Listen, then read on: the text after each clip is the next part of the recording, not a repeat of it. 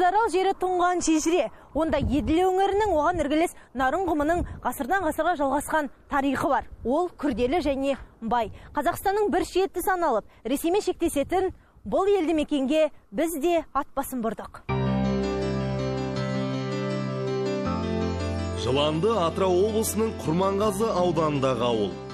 Дыңғызыл ауылдық округінің орталығы. Аудан орталығы Ганюшкин ауылынан батысқа қарай 50 шақырым жерде.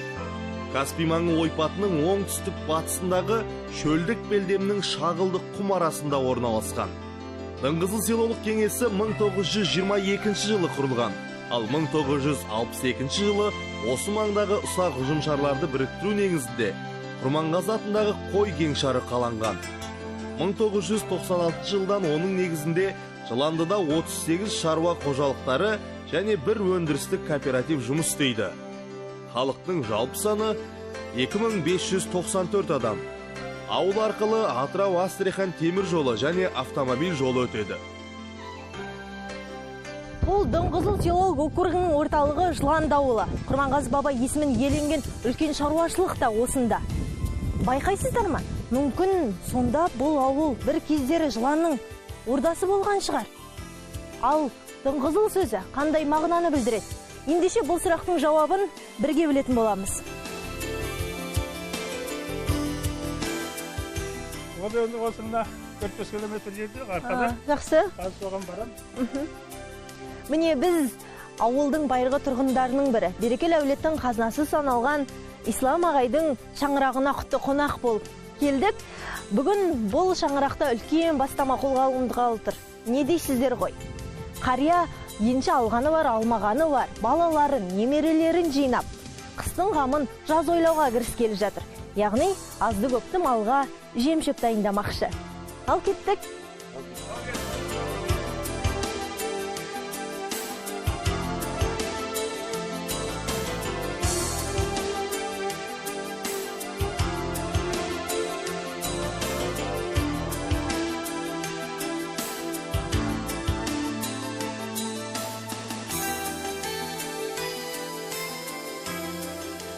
Ислам ата, жем-шөп дайындалып жатқан бұл жер қалай аталады? Бұл Қаражар учаскесі деп аталынады негізгі жері. Мынарада карий пункті дейтін пункт болды, ертеде совхоздың ақтында. Бір атар қой отырды, осы арадан мынарада Маткара дейтін жер бар, ол арада бір атар қой отырды. Соны арада Қаражар дейтін участок бар, онда бір атар қой отырды. Сол үш атар қойға осы арадан жем-шөп кезінде дайындалды. Енді қазір шаруа қожалығыменен өзімізге жем-шөпті осы арадан дайындаймыз. Қандай шөптер өседі? Ұшқыр, бидайық, жантақ, жабайы люцерн, түрлі шөптердің барлығы бар. Енді ауыл тарихы туралы айтып берсеңіз. Ауылдың тарихы қай кезден басталып еді? Бұл дейтіндер ертеде негізі 38 жылдан бастап колхоз Шапаев құралған. Сол Шапаев колхозынан бастап бермен қарай осы жер, осы аралық барлығы өңір колхозға қараған. Соғынан 62 жылы Құрманғазы совхозы болып, кері Правда колхозымен екеуі қосылды ғой. Екеуі қосылып үлкен кеңшар құрды. Сол Құрманғазы совхозы кеше 97 жылдарға дейін жұмыс істеп келді. Сонан кейін өндірістік совхоз тарағаннан кейін өндірістік кооператив құралды. Негізі Дыңғызыл елді мекенінің отырықшы жері осы арада. Сонда Дыңғызыл деген қандай мағынаны білдіреді? Дыңғызыл дейтін негізі бұның Дыңғызылдың аты осы арадан 200 километр жерде Лаубай дейтін жер бар қырда. Сол Лаубайда Дыңғызыл шошағы дейтін шошақ болған. Дыңғызыл дейтін негізі үлкен қызыл шағыл ғой. Шағылдың аты Дыңғызыл сонда? Иә.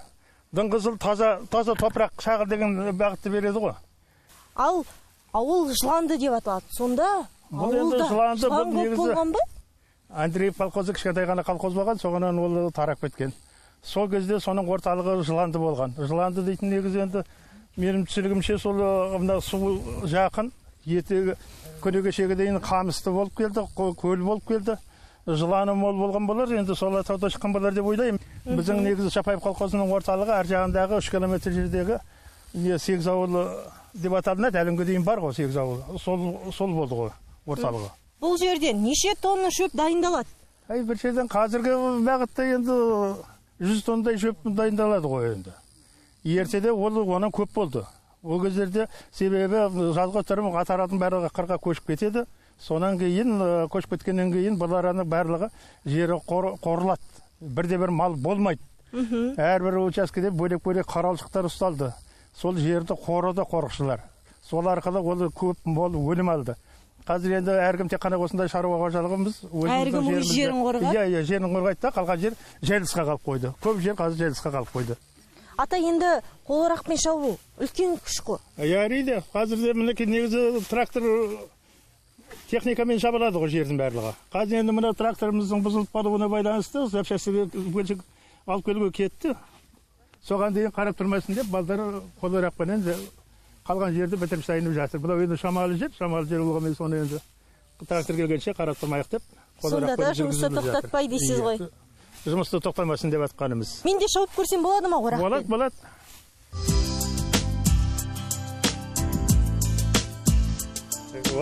Осылай ұстау керек. Сосын? Сол жақтан оң жаққа қарай. Жоқ, кіндігінен былай ұстайсыздар. Бұл кіндігі деп аталады. Кіндігі, иә. Қызық екен. Жеріңізді еңкейіп тұрып, дәреп нете бересіз.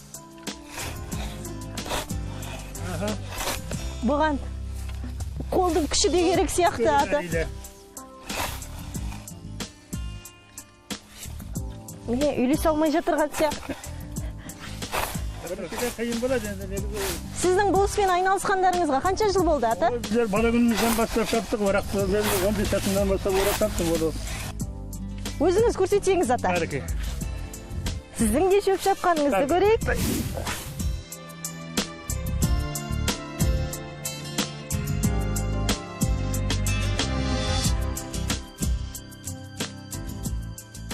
Мына орақтың түрі бөлек-бөлек болады. Қара шөптің орағы бөлек. Мына уақсаттың көтшетін орақ бөлек болады ғой. Не айырмашылықтары бар сонда? Сабынан ба, әлде басынан ба, ол қалай, ата? Мұның басынан ғой. Мынау қысқа, қара шөптің түбі қатты болады. Сондықтан да ол ұзынырақ сынғыш болады. Мынау қысқа, мынау негізі қара шөпке арналған. Бұл сонда мынау қысқа орақ, та? Иә, қысқа, бестік бұдан да ұзын болатын болып тұр ғой, да? Бестік бар, алтылық бар, жетілік бар, сегіздік бар, тоғыздық бар. Арғарай кете береді. Ал сабағы, таяғы? Сабын енді әркім өзінің бой өлшеуіне қарай. Әнекей ғана өзіміздің бойға деп кішкене ұзында өтіп жасаған орағымыз. Бұны да жасаған өздеріңіз ғой? Иә. Бәрекелді. Бүгінде мұнандай орақты пайдаланатын адамдар аз секілді. Сіз қалай ойлайсыз? Көбіне қазір техникаға сүйенетін сияқтымыз. Иә. Бұның өзі болашақта жәдігер болатын секілді, ата. Бірақ та керек кісілер әліңгі дейін сақтайды. Біздерді сақтаулы.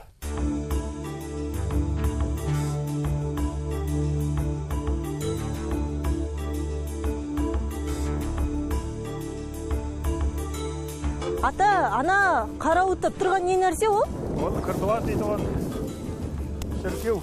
Оның тарихы өте тереңде жатыр. Сондықтан да онан басып қоя отырып әңгімелесейік. Жарайды?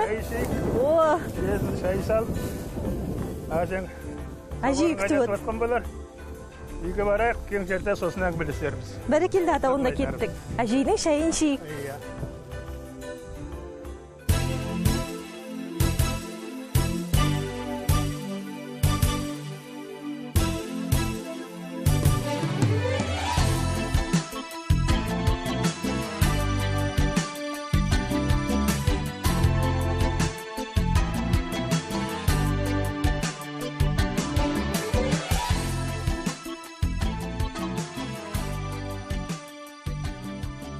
Ауыл түгелдей көгілдір отымен қамтылған десе де Ислам ата мен Нәсіп ханым әже тарсылдап газге қайнаған шайғымен гөрі самаурының шайын ішкенді жақсы көреді екен. Ал енді дәмін көрейік. Ерекше. Ата, енді ауыл адамдарының дені немен айналысады? Негізі мал шаруашылығымен айналысады ғой. Сонымен қатар енді мынау көршілес мынау қиғаш есінде поселкесінде істейді көбі. Ана су Маңғышлаққа су айдайтын организация бар ғой сонда. Сосын енді барып келіп қадаға басқа жерлерде жұмыс істейтіндері бар енді. Тіршілік жасайды ғой қарай еткенде де. Енді қасында жұмыс сол осында мектепте мектеп оқытушылары бар. Осы оқытушыларда 70-80 деген оқытушы болар. Сосын енді балабақшасы бар. Онда да 20 шақты адам жұмыс істейді. 40-тың үстінде біздерде шаруа қожалығы бар. Сосын өндірістік кооператив бар. Өндірістік кооперативтің өзінде 100-ның үстінде кісі істейді ғой. Сосын енді шаруа қожалықтары бар. Әрбір шаруа қожалығында енді кемінде 4-5 адаммен есептегенде енді 40-тың үстінде 43 екен шаруа қожалығы болар. Бізде соның бәрінде жұмыс қолдары бар ғой енді. Ата, осында Құрманғазы баба есімімен аталатын үлкен шаруашылық бар екен. Асыл тұқымды қой шаруашылығы бұл. Негізі ертеде совхоз болғанда сол бастапқы асылдандыру жұмысымен айналысқанбыз біздер. 78 жылы мен селекционер зоотехник болдым осында. Сонда осы нөмір 2-ші ферма дейтін болды. Сол нөмір 2-ші ферманы асылдандырумен айналысып, сол асыл тұқымды қой фермасы болып атанды. Соған енді совхоз тарағаннан кейін, кері кооператив құрылғаннан кейін, сол асыл тұқымды малды кері нетіп арқылы кері өсірдік. Сонда осында 2 линия шығарып, оны совхоздың несі қазіргі кооперативтің төрағасы Сұлтанов Сабыржан сол енді ғылыми еңбек қорғады сонан. Сосын енді мынау оған қосымша кооперативте қазақтың ақбас тұқымы өсірілді. Қойлары. Қазір сол 2,5-3 мыңдай аққарағай сиыры бар. Қазір енді сонымен бірге кооперативте түйе шаруашылығы да асылдандырылған. Енді ол енді сүт, ет, мол беру жөнінде ірілендіру арқылы көптеген жетістікке қол жетіп отыр ғой. Сондай-ақ ол шаруашылық ауылдың көптеген адамдарына да жұмыс ұсынып отырған шығар? Иә, осы ауылдың адамдары ғой енді. Басқа шеттен көп келіп жұмыс істеп жатқан жоқ. Барлығы осы елдің адамдары жұмыс істейді. Өте керемет. Жыланды ауылы жыл сайын жасыл желекке бөленіп, оқтай түзу көшелер сап түзеген. Ана бір жылдардағы жапырайған үйлердің орнына ақ шағалада яқшанқан үйлер, мәдени тұрмыстық ғимараттар салынған. Мұнда асыл тұқымды қой шаруашылығымен айналысатын Құрманғазы өндірістік кооперативі тарихи ғылыми дерек ретінде өнер туындылары мен ауылдың өткен тарихынан сыр шертер мәдени құндылықтарды жинақтаған ауыл музейі, 300 орындық мәдениет үйі, 90 орындық Айжан балалар бақшасы.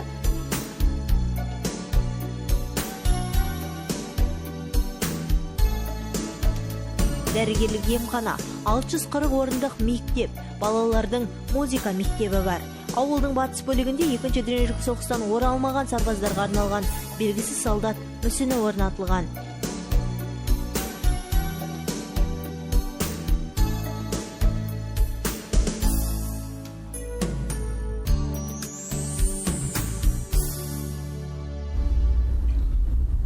Не болды аға? Жасап бәдір. 300-дің үстінде шақырым жүріп келдік. Иә, көп жол жүрдік аға. Мынау көлік жөндеу орны сияқты.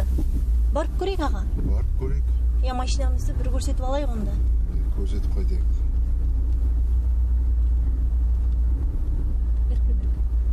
Көлік жөндеу орталығы Бекжан дейді ғой. Осында көрейік. Бұрылып бара қойыңыз.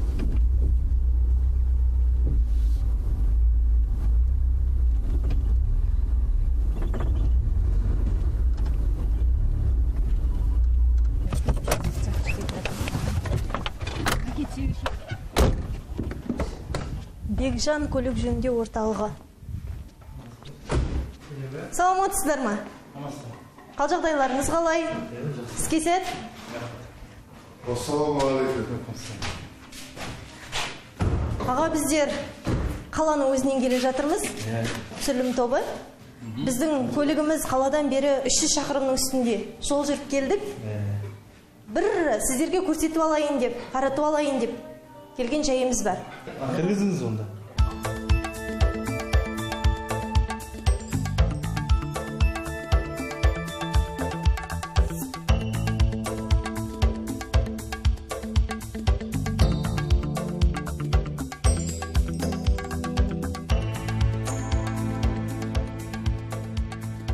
жалпы бұл істі бастағаныңызға қанша жыл болды? Жылдарында уақыт болды. Ауыл шаруашылығы бағдарламасы бойынша 20-20 барғанша несие алып, соны өз кәсібімді аштым онда. Халыққа қызмет жасау, сосын өз нәпақамды табу мақсатында өзім кәсібімді аштым енді. Барынша жұмысымызды жасап жатырмыз енді. Халыққа қызмет көрсетіп, өзіміздің табысымызды тауып дегендей. Автокөлік жөнінде орын ашу идеясы сізге қайдан келді? Әлде өзіңіз кішкентай кезіңізден автокөлікке жақын болдыңыз ба? Әкемде слесарь болды, шофер болды, бұрында көлігімді ол кісі де соның жолын қойып көлікке жақын болдым. Сосын техника оңдап бір үйренгесін ары қарай алып кеттік қой енді жайлап өзіміз. Білмегенімізді сұрап дегендей сол үйрендік енді бір бағытша. Бүгінде жұмыс барысы қалай өрбуде? Жайлап өріп жатыр енді. Жасап жатырмыз енді барынша. Жаңа енді ауылдық жерде басқа жұмыс көзі жоқ, сосын енді осындай кәсіп ашып сонымен айналысып жатырмыз енді. Үкімет қолдау көрсетіп, несиемен, ақша жағымен қолдау көрсетіп жатыр енді. Төменгі пайызбен беріп дегендей. Сол бойынша жұмыс жасап отырмыз енді барынша.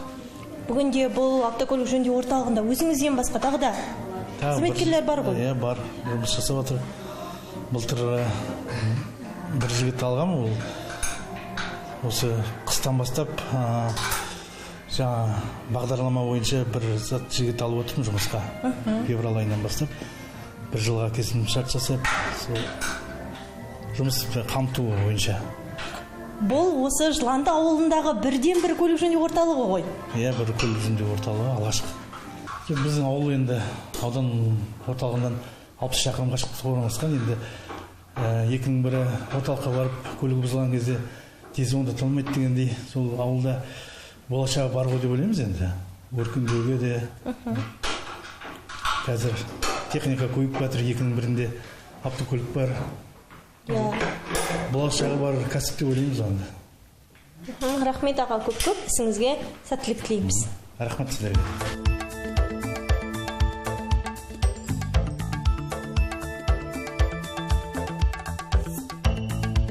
Кеш түсе барша бала жиналып ауыл шетіндегі шағылға барады. Шағыл дегеніміз кәдімгі жел үрлеп, желдің ыңғайына орын ауыстырып көшіп отыратын бұйра құм. Жел көтерілген кезде оның үстіндегі бөлігі бірнеше сантиметр биіктікке көшіп отырады. Жел басылған соң су бетіндегі толқын секілді әдемі із тастап тып-тыныш жатады. Кешкілік күні бойына жинаған күннің қызуын баса алмаған құм жып-жылы. Міне ойын балалары тыныш отыра ала ма? Бір-бірімен жарысып, шағылдың төменгі етегіне қарай суда жүзген балықтай сырғи жөнелген. Қазір бұл шағыл да айналасына жайылып кеткен. Шет жағын тікенекке толы жантақ шөбі жауып кетіпті. Ұялы телефон мен планшеттегі ойынға қарағанда құмдағы ойын өте қызықты. Шіркін ауылдың қара домалақ балаларына қарап, мен де қызығып тұрғанындай.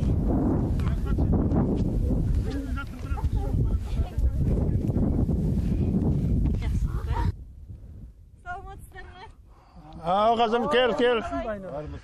Кел, отыр. Жаңа бір сұрақ қойып едің. Соны енді қасып қоя отырып әңгілеп берейік. Мына Кырдуан базары жөнінде. Бұл енді Кырдуан базары дейтінде ертеде үлкен 1730 жылдан бастап құралған осы қазақ жеріндегі үлкен орын болған. Манау арқа бойда Киізтөбе, Қаңбақты дейтін жерлер бар.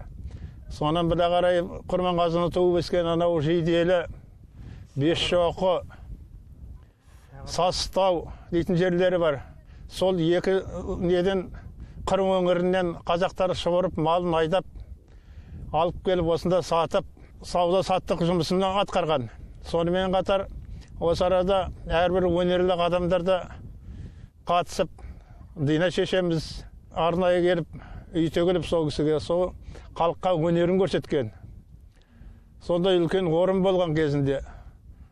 Мұның негізгі несі арғы төрі осы біздерде Нұрғали Басқар дейтін райком секретарының екінші хатшысы болды. Сол кісі бір мына Құрманғазы совхозы ғой енді біздерде. Сол Құрманғазы совхозда сол кырдуанды келе неткенде комплексіне мал бордақылайтын ортаға айналдырған. Сонда 4 атар қой қыстан шығып жүрді. 3,000 жарымдай қойды бордақылап жүрдік. Сол кезде шаруаны қаралап жүргенде сол кісі айтып еді, бұл негізінен мешіт ертеде украиндықтар келіп осы араға дейін сол украиндықтардың салып кеткен шіркеуі деп. Енді ол қаншалықты шындыққа жататынын біздер дәл білмейміз. Ол кісіде енді көнегөз қария ғой, енді көпті көрген. Бір неге сүйеніп айтқан болар. Содан бері сол үлкен базар осы ең соңғысы 75 жылдарға дейін келді мұның халқының соңғы несі. 74-75 жылдары көшіп болды бұлардан орыстардың барлығы. Көбіне көп орыстар мекендеген, ноғайлар мекендеген жер еді. Дина шешеміз негізі 36 жылғы 21 Москвадағы Қазақстанның 10 күндігіне қатысқан ғой. Сонан бұрын осы өңірге келіп, елді қаралап, ағайын туысыменен сол бір жағынан қоштасқаны болар. Алыс жоға кетіп барысқанда. Бақтыгер шошақ дейтін шошақ болды. Қазірде бар. Сол шошақтың басында әкелеріміз күйзеймен отырғанда Дина шешеміз келіпті. Ол сол 35 жылдардың қарары сияқты. 35 жаз айы дейді әйтеуір, ол кісілердің айтысы. Оған келіп сол қонақ болып, мына менің анам Бесқасқаның жиені шеше дейді Динаны. Соған бақтыгер әкемді күйеу деп сол бақытта келген болар, енді ол кісі келіп қоныпты. Сол арада өнер көрсетті. Сонда енді ол кезде керемет үлкен күйші жоқ сияқты. Кішкентай күйшінің ішіне жиналған халық сыймай, қалғаны іргені түріп қойып, сыртынан тыңдап дейді ғой өнерін. Сонан кетіп бір атырып, қонып, тәгертен кетейініп, әкем айтады, тәгертен ерте тұрып, ертең менен бұрын тұрып ол кісі күй тартып отыр екен дейді. Бақтыгер мынау әкемнің астында бір күрең жорға қатып болған екен, мынау сол Бақтыгер сенің күрең жорғаңа шығарған күйім деп күй тартыпты, бірақ та ол күй тарихта еш жерде сақталмаған, қары естілмейді. Сонан сол енді қолы бір жолыңыз болсын дейтін тілекпенен бір сиыр малын берген сияқты.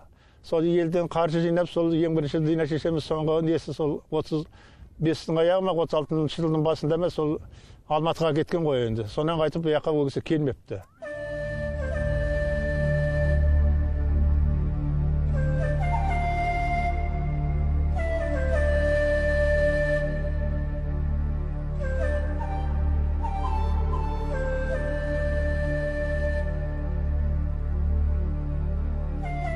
Анау қырдың басынан шықсам не көрінеді екен? Әрине, сай көрінеді. Бұрын ата желеріміз кешқұрым сайда жүрме, сайтандар жүреді дейтін. Сондықтан да кеш түсе салысымен қараңғылық батпай жатып, үйге баруға асығатынбыз.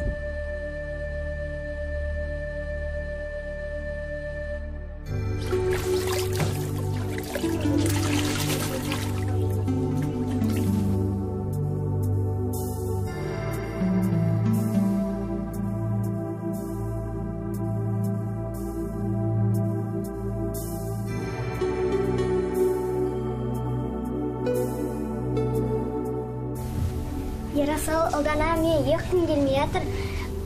Бір ойын ойнайық. Адан келетін сөз айтайықшы. Алматы, сен, Атырау. Менің ойымша Ақтөбе. Жыдан келетін сөз айтайықшы. Жапырақ. Жанар. Ерасыл жанарды жақсы көреді. Ой, менің ұйқым келді. Келіңдер, ұйықтайық біз. Ұйқым келді.